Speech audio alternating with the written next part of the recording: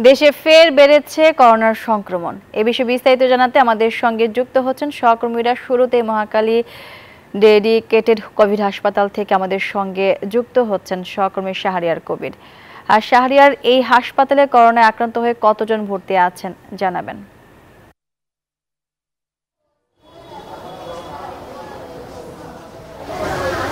Gemini, ধন্যবাদ আপনাকে। আমি এই মুহূর্তে রয়েছি মহাখালীর ডিএনসিসি কোভিড ডেডিকেটেড হাসপাতালে। আপনি জানেন যে গত 2 মাসে কিন্তু করোনার প্রাদুর্ভাব বেড়েছে এবং আমার পিছনে দেখতে পাচ্ছেন যে অনেক মানুষ কিন্তু আসলে এসছেন। কেউ এসছেন তাদের ডেঙ্গু রোগের পরীক্ষা করাতে এবং কেউ এসছেন করোনা পরীক্ষা করাতে। আপনাকে একটু জানিয়ে রাখি যে এখন পর্যন্ত কিন্তু এই মহাখালী কোভিড ডেডিকেটেড হাসপাতালটিতে মোট কোভিড রোগী ভর্তির সংখ্যা 10 জন এবং ডেঙ্গু রোগী ভর্তির সংখ্যা 14 জন। আমাদের একটু আগে কথা হয়েছে ডক্টরদের সঙ্গে এবং আমরা এসে কথা বলেছি রোগীদের সঙ্গে। ডক্টররা যেমনটি জানিয়েছেন যে এবারে কোভিডের যে প্রাদুর্ভাব বেড়েছে এবং এবারের কোভিডের যে লক্ষণ সেটি কিন্তু ডেঙ্গু রোগের সঙ্গে কিন্তু বেশ কিছুটা মিলে যাচ্ছে। যেমন বিগত বছর বা বিগত সময়ের যে কোভিডের যে লক্ষণগুলো ছিল এবং এবারের যে কোভিডের লক্ষণ সেটি সম্পূর্ণ আলাদা। কেউ মাথা ব্যথা, বমি এবং শ্বাসকষ্ট নিয়ে আসছেন এবং হাড়ে ব্যথা, জয়েন্টে ব্যথা, এ ধরনের নানান সমস্যা নিয়ে আসলে মানুষ আসছেন। আমি সকালে এসে দেখেছি যে ছোট ছোট বাচ্চা, 5 বছর বয়সী শিশু বাচ্চা, তারা কিন্তু এই ধরনের এই ডেঙ্গু রোগের এই করোনা রোগের পরীক্ষা করানোর জন্য এসছেন এবং হসপিটালে কিন্তু তারা অনেকে বমি করেছেন।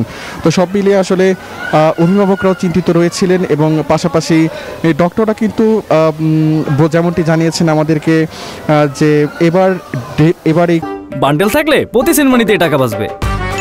বিকাশ সেনমানি বান্ডেল কিনে জিতুন প্রতি লেনদেনে। কোভিড বা করোনা নিয়ে কিন্তু তেমন কোনো ধরনের শঙ্কা কিন্তু তারা দেখতে পাচ্ছেন না এবং পাশাপাশি প্রশাসনিক হাসপাতাল কর্তৃপক্ষ কিন্তু জানিয়েছেন যে তারা কিন্তু এই ডেঙ্গু এবং করোনা প্রতিরোধের জন্য কিন্তু সম্পূর্ণ ব্যবস্থা কিন্তু তারা নিয়েছে এবং তারা যেটি বলছেন যে আমাদের এই মহাখালী এই কোভিড ডেডিকেটেড হাসপাতালটি কিন্তু সম্পূর্ণ প্রস্তুত রয়েছে।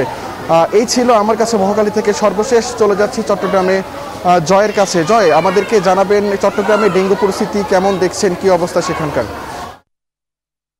ধন্যবাদ শাহরিয়ার কবির আপনাকে। আপনি যেমনটা ঢাকার করোনার খবর জানিয়েছেন তেমনিভাবে চট্টগ্রামেও কিন্তু করোনার মধ্যে ডেঙ্গুর হানা দিয়েছে। তো দেখতে পাচ্ছি জেনারেল হসপিটাল, এই হসপিটালে যারা জ্বর, কাশি, সর্দি থেকে নিয়ে নানা রোগে ভুগছেন তাদের ভিড় দেখছি। চট্টগ্রাম মেডিকেলও একটু আগে আমরা গিয়ে দেখেছি, সেখানেও ভিড় বেড়েছে।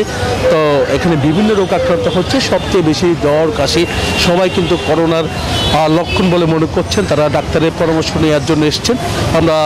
মেডিকেলে আমরা দেখতে পাচ্ছি যে আজকে থেকে টেস্ট শুরু হয়েছে। তো করোনা আক্রান্ত রোগীর সংখ্যা কিন্তু এখন 8 জন আক্রান্ত হয়েছেন। এর মধ্যে 3 জন চট্টগ্রাম মেডিকেলের জেনারেল হসপিটালে চিকিৎসা নিচ্ছে বলে আমরা জানতে পেরেছি। চিকিৎসকরা যেমনটা জানিয়েছেন যে মানুষ যদি একটু সচেতন হয় তাহলে কিন্তু এই রোগ থেকে রেহাই পাওয়া সম্ভব। যেহেতু 2020-19 সালের মধ্যে ভয়াবহতা আকার ধারণ করেছিল, চট্টগ্রামে অনেক জনের মৃত্যু হয়েছিল অক্সিজেন সংকটে। এবার অক্সিজেন সংকট নেই বলে আমাদেরকে জানিয়েছেন, পর্যাপ্ত অক্সিজেন তারা মজুদ রেখেছেন। একই সাথে আমরা দেখতে পাচ্ছি আইসিইউ বেডগুলো কিন্তু তারা আবার সচল করার চেষ্টা করছেন।